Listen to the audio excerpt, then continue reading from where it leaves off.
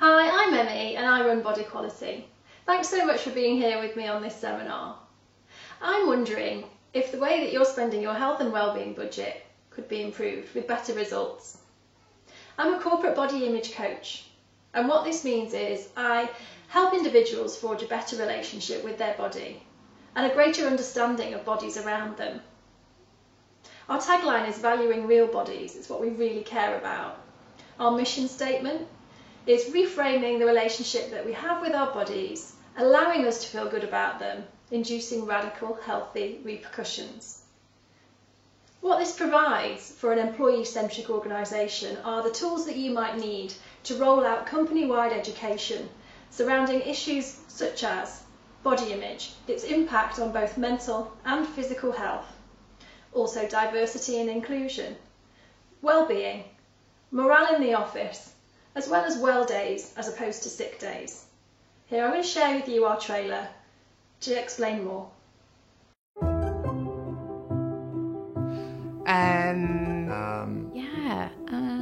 would it be? Probably my feet. My stomach. My thighs. My dad belly. Do not use that, please. My body hang-up is my weight. My chest. My nose. Sometimes I'm like, I really don't like my sit-down stomach. My stomach. My stomach. Mine is my calves. That was easy.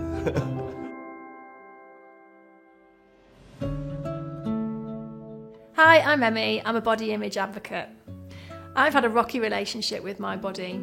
Society has taught me it's not okay to like my body, to find parts of my body that I don't love and obsess over them, and I have. This was all until about 2012.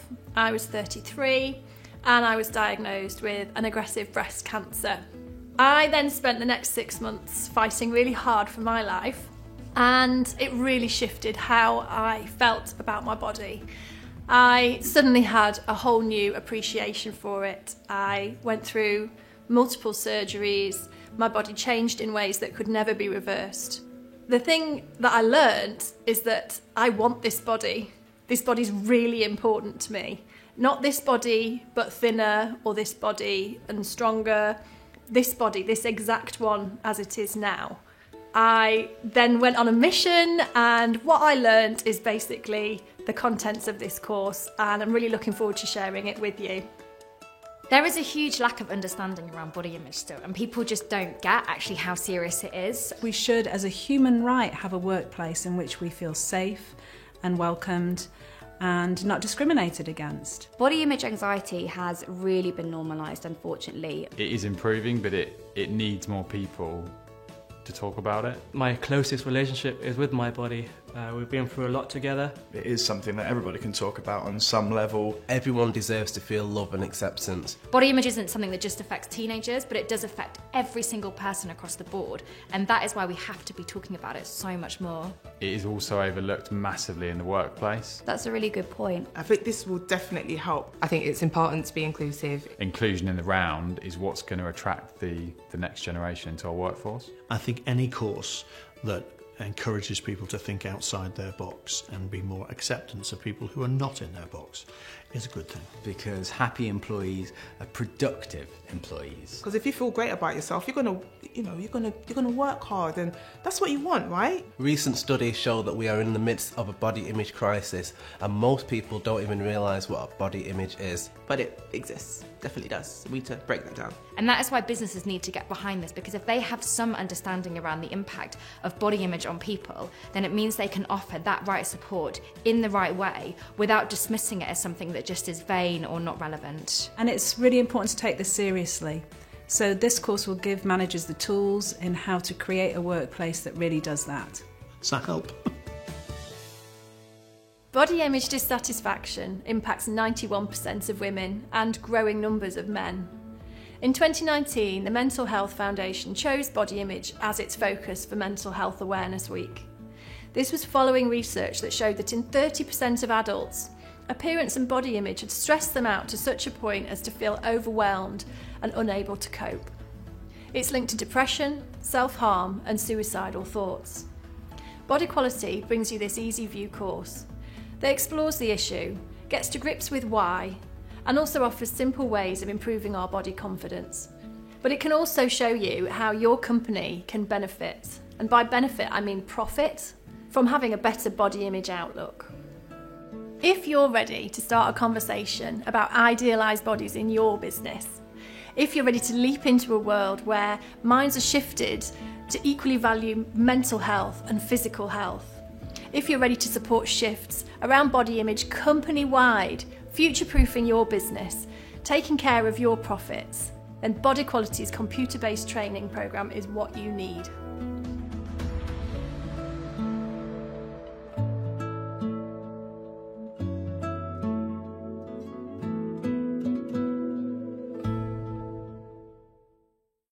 So as the film you've just seen indicated, research shows that you, or someone you care about, or maybe someone on your team, has an unhappy relationship with their body. That's because 91% of women and 40% of men have a negative relationship with their body. Those numbers are high, really high. Most people have no idea how that impacts us on a mental and physical level. I'm going to try and explain it to you throughout the course. What's also clear is that this kind of unhappy relationship has become totally normal. Society has normalised anxiety around bodies. Totally normal to talk negatively about yourself to your peers or your work colleagues. What's also true is most people think there's nothing that we can do about it, when actually there is. So what does this mean in terms of excuse me, society? Well, we live in a very dual society. We have been exposed to enormous amounts of media by the time we're adults. And what this means is we have internalised conditioning around what it is to have a body, and especially what it is to have a healthy body. And those beliefs may actually not be true or real or statistically right.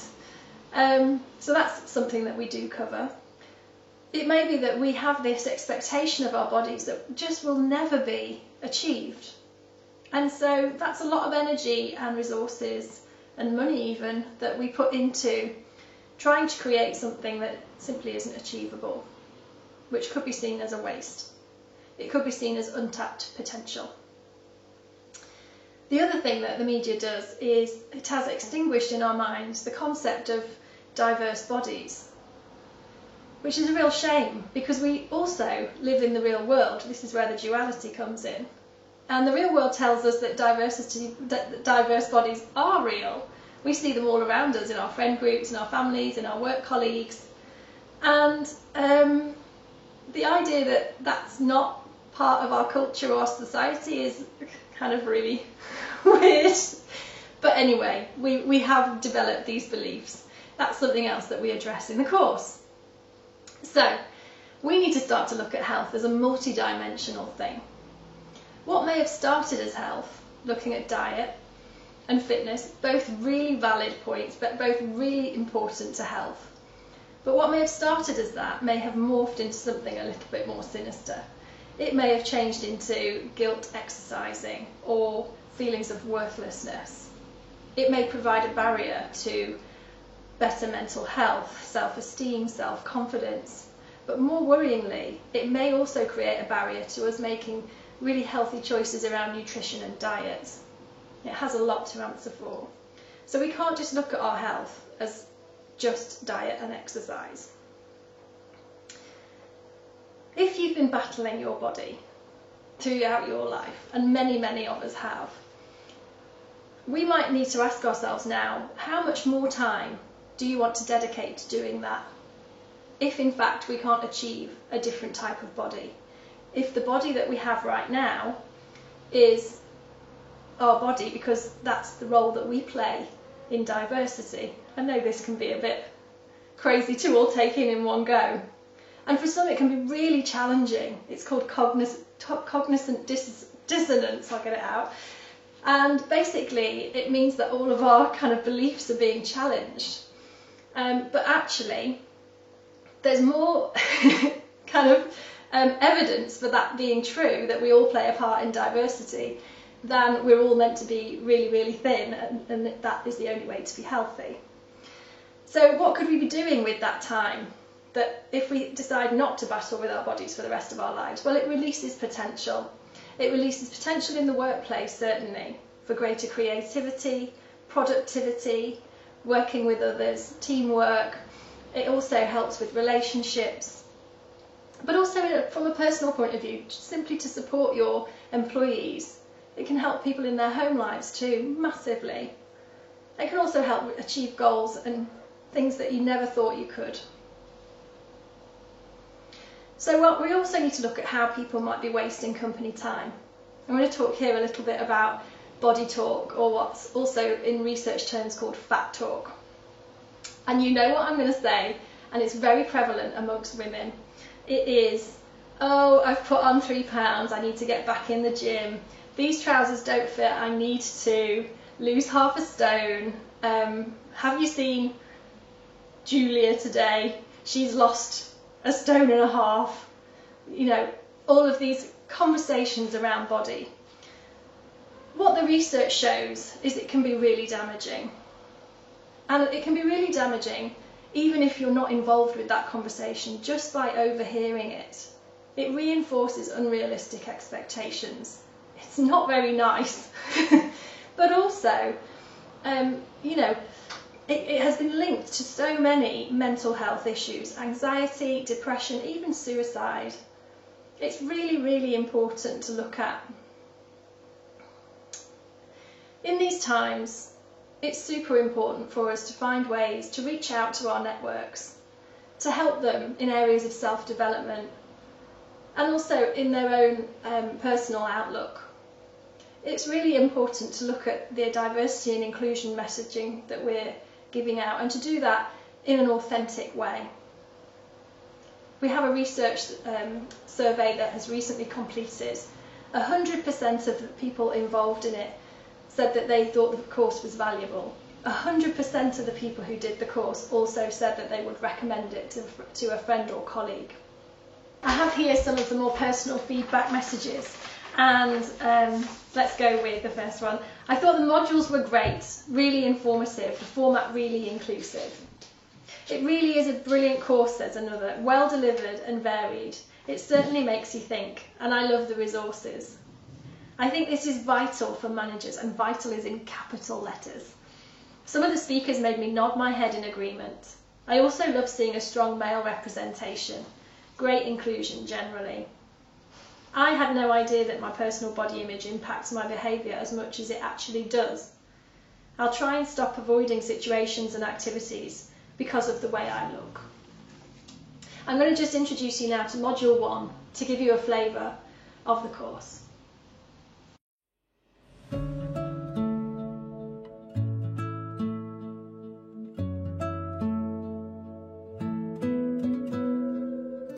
Oh, my body image.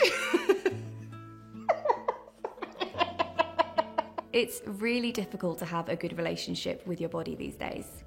Skin. Looking good and being healthy. Thinner or prettier or... size and posture. How they dress, how their hair is. I'll take that, thank you. You're welcome. The thing with body image is it often lies far beneath the surface. Body image is something that affects everybody, whether you're Muslim, Christian, whether you're black, white. I think the difference is that I can't see myself, so I feel like I'm the same as everybody else. But obviously in terms of the viewer and the audience, the people around me, they always see me as different. It's a thread that runs through all of humanity. There is a huge lack of understanding around body image still, and people just don't get actually how serious it is. It is improving, but it needs more people to talk about it. Like myself, a wheelchair user. Used to be a boy, but I'm all right now. I'm short. We are who we are, and that is good enough. Hi, I'm Emmy, and I'm a body confidence expert. Following a cancer diagnosis in my 30s, I was inspired to look at the hang-ups that I've always had about my body, as well as those I went through in my recovery. What it led to is some light bulb moments, some feelings of great relief, and an overall much improved relationship with my body. I now do something quite rare, which is talk frankly about my relationship with my body. I'm really happy to be able to share the contents of this course, and hopefully it will bring you some relief too. Some of you might be thinking, what even is body image? And how does it impact my life? And how does it impact my workplace? We have Dr. Fiona Holland to help explain.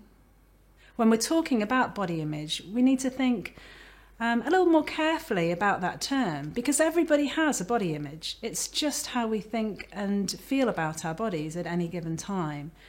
And that can be negative, it can be positive, and it can be neutral. So we might want to think in terms of body dissatisfaction when it goes on to the more negative end of the spectrum, and more body appreciation when it falls more towards the positive side. So it might be in situations, for example, where we have less clothing on, or we're feeling more exposed, perhaps at the gym, in intimate settings, or at swimsuit season. We might start to generate more negative thoughts about our bodies. And perhaps there's other situations that feel a bit more neutral, you know, when we're more bundled up, when we're with people that we love, when we're in conversations that aren't about bodies. That voice that has those negative overtones starts calming down a little bit, and we move into a neutral or perhaps a more positive frame of view. So in the culture that we live in, having body image concerns is fairly common. The problem isn't that in and of itself, it's that where that can lead. When those thoughts become so negative and so they kind of start taking over, it can lead us into a space where it can be detrimental to our psychological health. So people have researched this area, and it's been found pretty clearly that body dissatisfaction has negative impacts on people's psychological well-being and also on their eating behaviours.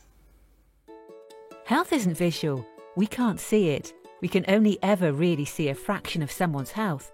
You can't see their thoughts, feelings, their individual physiology or their nutrition. So we can start to catch ourselves when we judge a person's health on how they look.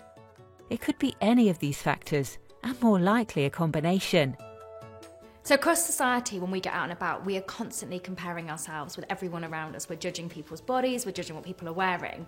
And it puts so much pressure on us on a day-to-day basis. To me, body image is not just about what size you are. It's not about whether you're small or whether you're big, short, slim.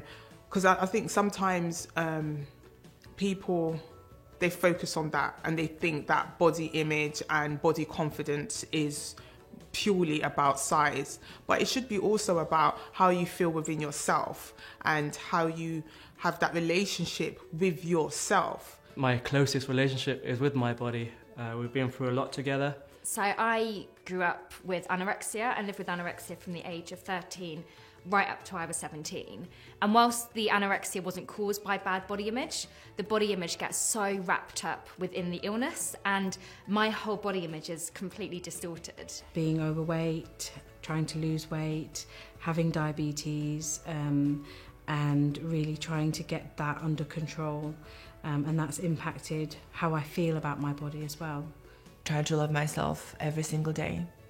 So I don't have to live in guilt, or I don't have to live in fear or hate towards myself. Women are, on the whole, not very complimentary about their bodies and the way that they look and the way they present themselves. I'd say the logical thing for me is a musician where your image is a part of who you are. You're on stage and people are looking at you and they're listening to you as well, but people are looking at you whether you like it or not. So it's definitely part of everybody. Body image is absolutely a massive issue for men, I think, and it's an issue that's not talked about.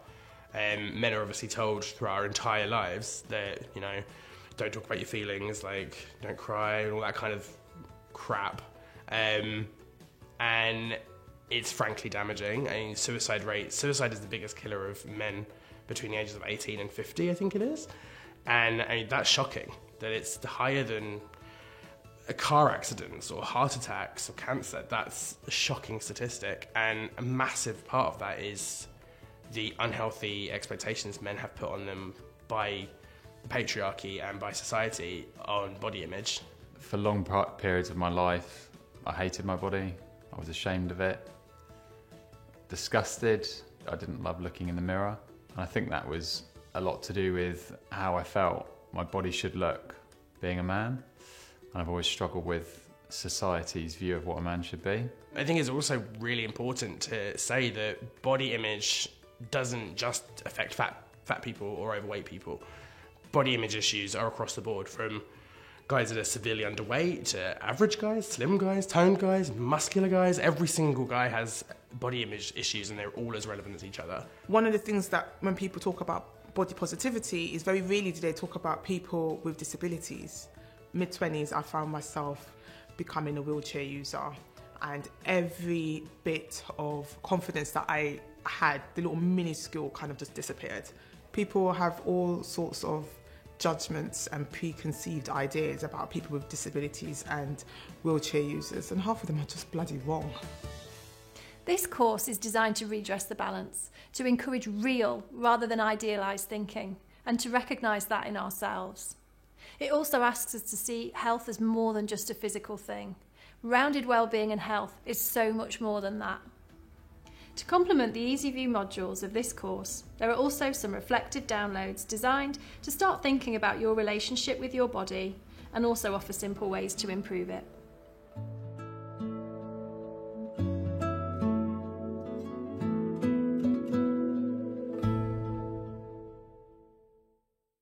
So to sum up how my business can help your business, we provide the resources for you to educate company-wide around body image and its mental and physical health implications.